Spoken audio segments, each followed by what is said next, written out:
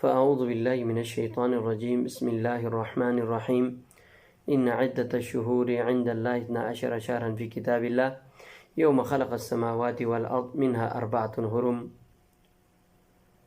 وعن أبي بكرة رضي الله عنه أن النبي صلى الله عليه وسلم فقال السنة 12 شهرا منها 4 حرم 3 متواليات ذو القعدة ذو الحجة محرم ورجب مضر الذي بين جمادى والشعبان.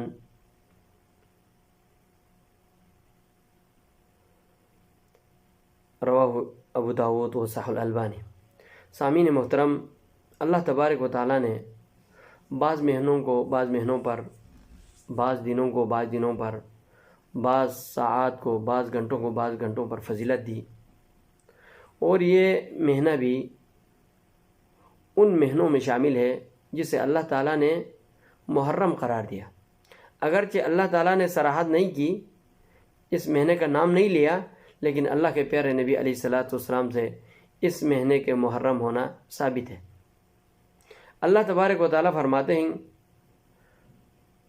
اللہ تعالیٰ کے نزدیک سال 12 مہینوں پر مشتمل ہے، ان میں 4 محرم مہینے ہیں. آسمان اور زمین کو پیدا کرنے والے دن ان دنوں کو محرم بنایا، ان کو یہ فضیلت دی ہے. تو ہم ایک بات یہ ہے، جو مہینے محرم ہیں ہم کھینچ تان کر کے اس کا حرمت کسی ہستیوں کے ساتھ جوڑنا یا کسی واقعے کے ساتھ جوڑنا یا کسی بھی کام کے ساتھ جوڑنا یہ درست نہیں ہے. کیوں؟ اللہ تعالیٰ نے آسمان اور زمین کو پیدا کرنے والے دن ان 4 مہینوں کو محرم قرار دیا. اللہ کے پیارے نبی علیہ الصلوۃ والسلام فرماتے ہیں یہ کون سے مہینے؟ حضرت ابو بکرہ کی حدیث ہے، فرماتے ہیں فقال رسول اللہ صلی اللہ علیہ وسلم السنۃ 12 شہرا، سال 12 مہینوں پر مشتمل ہے. منہا 4 حرم، ان میں 4 محرم مہینے ہیں. 3 متوالیات، 3 پہ در پہ ہیں، 3 مہینے پہ در پہ ہیں. ذی القعدہ، ذی الحج، محرم. ورجب مضر الذی بین جمادى و شعبان، اور رجب جمادى ثانی اور شعبان کے درمیان ہے. اس مہینے میں، اس رجب کے مہینے میں بہت سے ایسے اعمال کیے جاتے ہیں جو اللہ کے پیارے نبی علیہ الصلوۃ والسلام سے ثابت نہیں ہے. ہمیں اتنا کافی ہے جتنا اللہ کے پیارے نبی سے ثابت ہو، وہی عمل کر لے جو اللہ کے پیارے نبی سے ثابت ہو. علماء اکرام فرماتے ہیں اس مہینے کے لیے خصوصی طور پر کوئی عمل اللہ کے پیارے نبی سے صحیح سند کے ساتھ کسی حدیث میں ثابت نہیں ہے. بہت سے لوگوں نے کوئی نماز ایجاد کیا، بہت سے لوگوں نے اس مہینے میں صدقہ دینا ایجاد کیا، بہت سے لوگوں نے اللہ کے پیارے نبی علیہ الصلوۃ والسلام کی معراج کو کھینچ کر اس مہینے میں لایا. اگر یہ باتیں ہوتی تو صحیح سند کے ساتھ ثابت ہوتے.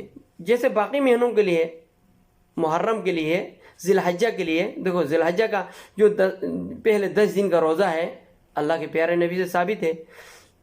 10 ذی الحجہ کو حج ہے، اللہ کے پیارے نبی سے ثابت ہے.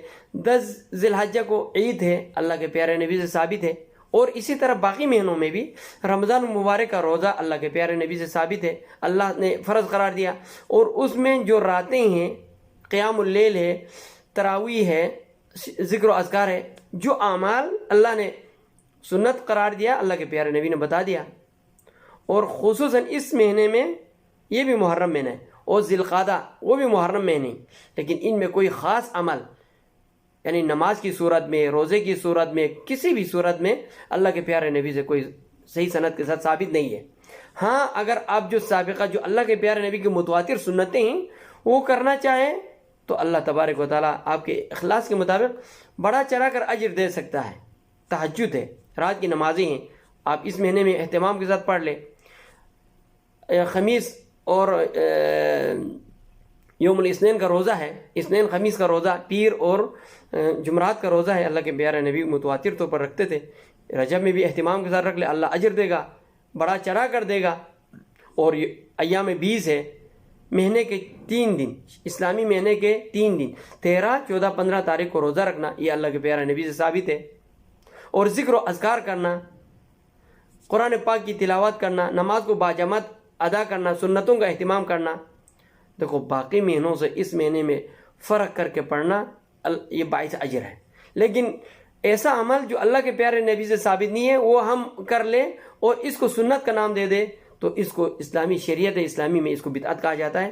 اللہ تبارک و تعالیٰ سے دعا ہے کہ ہمیں اللہ کے پیارے نبی کی سنت کی پیروی کرنے کی اور کسی بھی بدعت سے بچنے کی توفیق دے. وآخر دعوانا ان الحمدللہ رب العالمین.